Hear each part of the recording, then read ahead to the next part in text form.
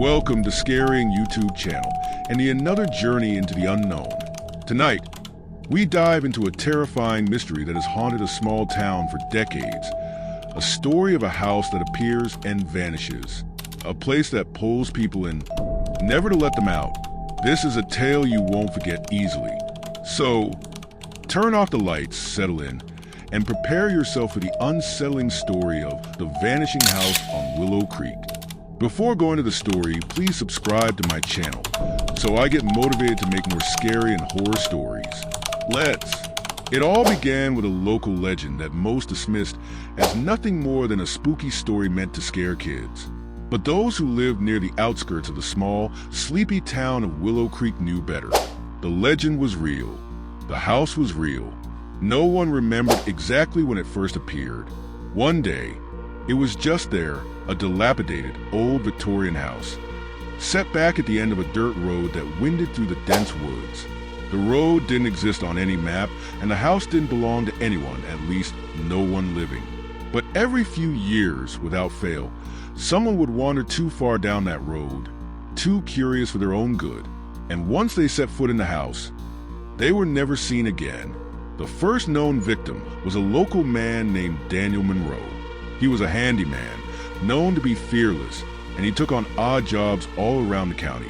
One late autumn evening, Daniel had been hired to repair a fence on a property near the woods.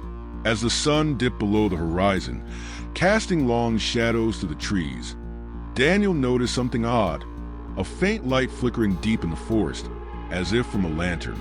He hadn't recalled ever seeing a house out there, but curiosity got the better of him. He followed the light.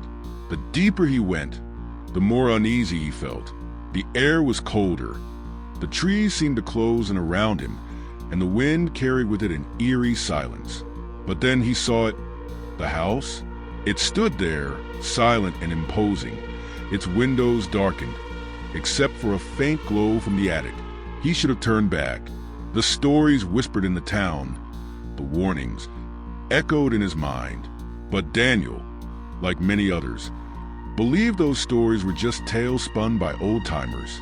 He approached the house, noticing that it was in disrepair. The windows were broken, and the front door hung slightly ajar, creaking with the wind. As he pushed it open, it let out a long, mournful groan. Inside, the house was strangely empty, devoid of furniture or any sign of recent life. The floorboards creaked under his weight, and the smell of damp rot filled the air. But what struck him most was the cold. The kind of cold that seemed to reach into his bones, like an icy hand gripping his heart. Then he heard it, a soft, rhythmic tapping coming from upstairs. Tap, tap, tap. It was almost as if someone or something was waiting for him. Compelled by a strange force, Daniel climbed the stairs, each step heavier than the last. His heartbeat quickened, the silence around him thickening, pressing down on him. When he reached the second floor, he noticed that all the doors were closed except one, the door to the attic. The tapping had stopped, replaced by a low, guttural whisper that echoed through the house. But the words were indecipherable, spoken in a language he had never heard. Daniel stepped toward the attic door, his breath quickening. His hand trembled as he reached for the doorknob, which was ice cold to the touch. As he turned it, the door swung open with a slow creak, revealing nothing but darkness beyond. Then, something stepped out. To this day, no one knows what Daniel saw in that attic. All that was found was his truck, parked on the side of the road near the woods, the driver's side door hanging open as if he had simply vanished mid-step. After Daniel's disappearance, rumors about the house swirled through the town, but no one dared to search for it. At least, not for a while. Years passed and the legend grew. Every once in a while, people reported seeing strange lights in the woods or hearing faint screams carried on the wind. But no one was brave or foolish enough to go looking for the house until Emily and Jason, two thrill-seeking teenagers, decided to make a name for themselves by proving the legend wrong. They had heard all the warnings, but in their youthful arrogance, they shrugged them off, deciding that a night in the Vanishing House would make the perfect story for their YouTube channel. They set out one late summer evening, armed with flashlights, cameras, and bravado. It didn't take long for them to find a dirt road winding through the woods.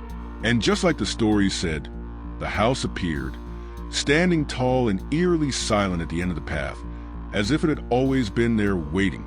They filmed every moment as they approached, laughing nervously and making sarcastic comments about the spooky atmosphere. But as they stepped inside, the laughter stopped. The air was heavy, thick with something unexplainable. The walls seemed to close in around them, the house far larger on the inside than it had appeared from the outside. As they explored, strange things began to happen. Jason's camera flickered and shut off, despite being fully charged. Emily swore she saw movement out of the corner of her eye, a shadow darting across the hallway. And then they heard it, the same tapping sound that Daniel had heard all those years ago. They followed the sound upstairs, finding the attic door wide open. Without thinking, they stepped inside. The door slammed shut behind them, and the house began to shift and groan as if it were alive. Their screams echoed through the empty halls, but no one was around to hear them. The next morning, their phones were found discarded on the side of the road, but Emily and Jason were never seen again. The townspeople have come to an unsettling conclusion. The house doesn't just vanish. It takes its victims with it, absorbing their souls into its walls, leaving no trace behind.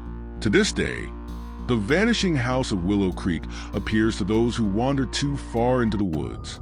If you ever find yourself near that dark, winding road, turn back, because once the house appears, it's already too late. They say some stories are born from truth and others become legends. But this one might be something more sinister. The vanishing house on Willow Creek remains a mystery to this day. So, if you ever feel a cold wind pulling you into the trees, you know what to do. Until next time, stay safe and don't let your curiosity lead you too far down the wrong road.